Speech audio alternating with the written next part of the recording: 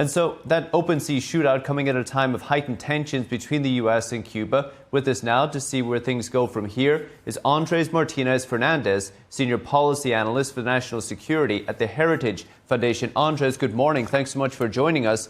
We saw the Secretary of State and the Vice President both choosing not to speculate on what exactly happened here. What's your take given what we know?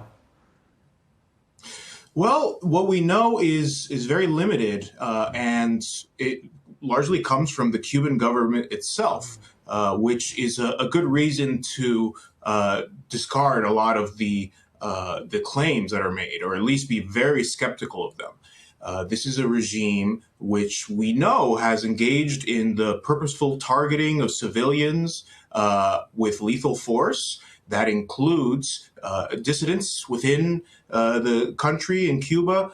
And also, there was a very notable incident, which is actually very reminiscent of this incident with this boat. But in the 90s, the Cuban Air Force opted to shoot down over international waters a civilian aircraft that was attempting to monitor and support the individuals fleeing from the island on makeshift rafts, which often capsize at sea. So in an effort to prevent that from happening or to assist in their rescue, the Cuban government decided to shoot down a civilian aircraft. So we know that they don't have much respect for human life or civilians, certainly. And the reality is that we have very little information on this particular incident. These claims that there was a heavily armed ship or boat with individuals that were planning to infiltrate the island, that's entirely coming from the Cuban government. So we need to investigate that, and I think that's very much what's happening now. The Secretary of State says he wants to talk to the survivors of the alleged shootout. With everything you outlined, Andres, is the Cuban government likely to cooperate on that? You know, I think it's going to be difficult for them to do that, particularly if they want to hide something. The reality is that the Cuban government remains a hostile force and has maintained a level of secrecy and control over activities on the island.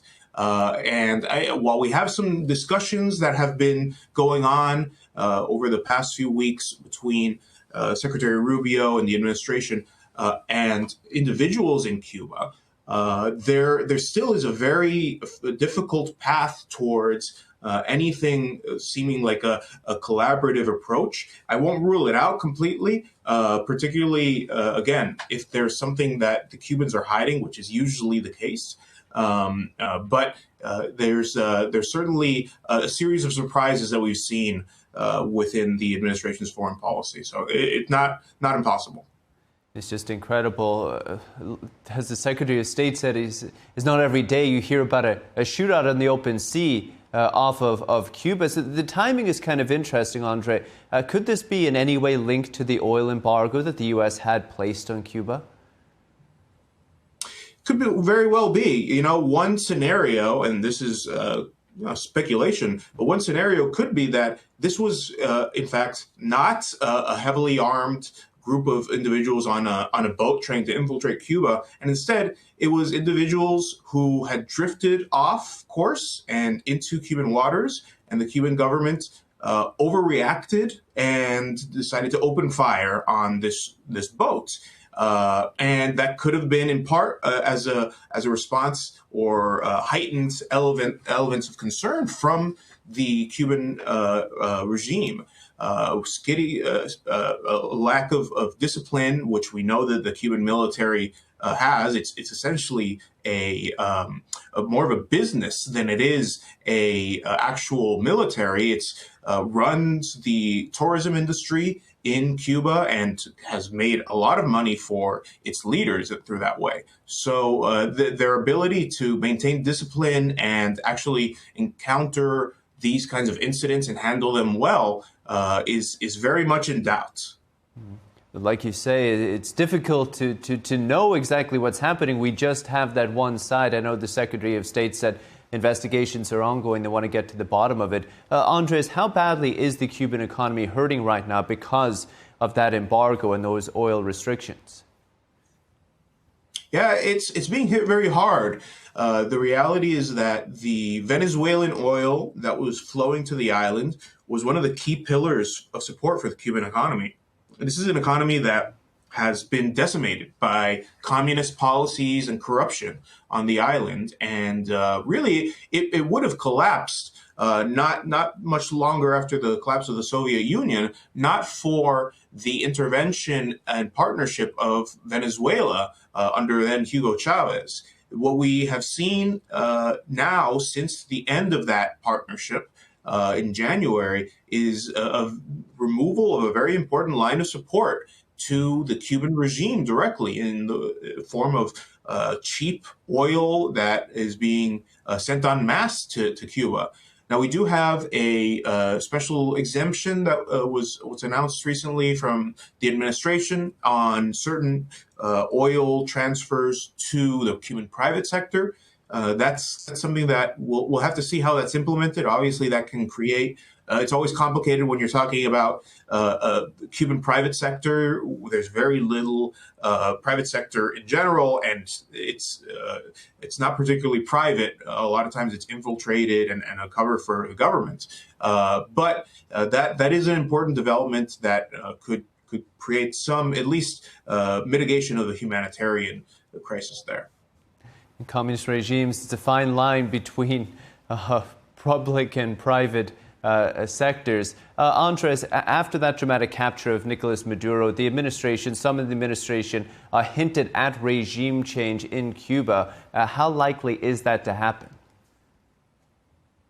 You know, I think we are likely to see a change in Cuba in the near future. The reality is we do have, again, this very important pillar of support that was removed for the Cuban economy and the Cuban regime across the Western Hemisphere, which was not too long ago much more supportive of the Cuban government and willing to go to bat for it, even against the United States. That's really no longer the case. You have countries across the hemisphere that are electing pro-U.S. Conservative leadership, and they are in many cases also very heavily aligned on the Cuba issue with the United States. So those partnerships externally are quickly drying up. And there's very little hope on the horizon that we'll see other powers come to bear in order to fill that void, which has really been the thing that Cuba has relied on. But even the Chinese, you know, they were looking very actively at Cuba. Certainly, they are there. They have a spy base that they've established with the blessings of the Cuban regime. But economically, there are reports that an attempt to really identify investment projects and opportunities in Cuba by the Chinese was resulted in their complete frustration. They found no willingness or realistic thinking within the Cuban regime as far as the economy. And they essentially threw their hands up and left. So even there, we see Cuba with very little hope on the horizon for a new savior. That's incredible. And as you mentioned, that shift to the right that seems to be happening in Latin America is just fascinating to watch. That's Andres Martinez-Fernandez at the Heritage Foundation. Andres, thank you so much. Thank you.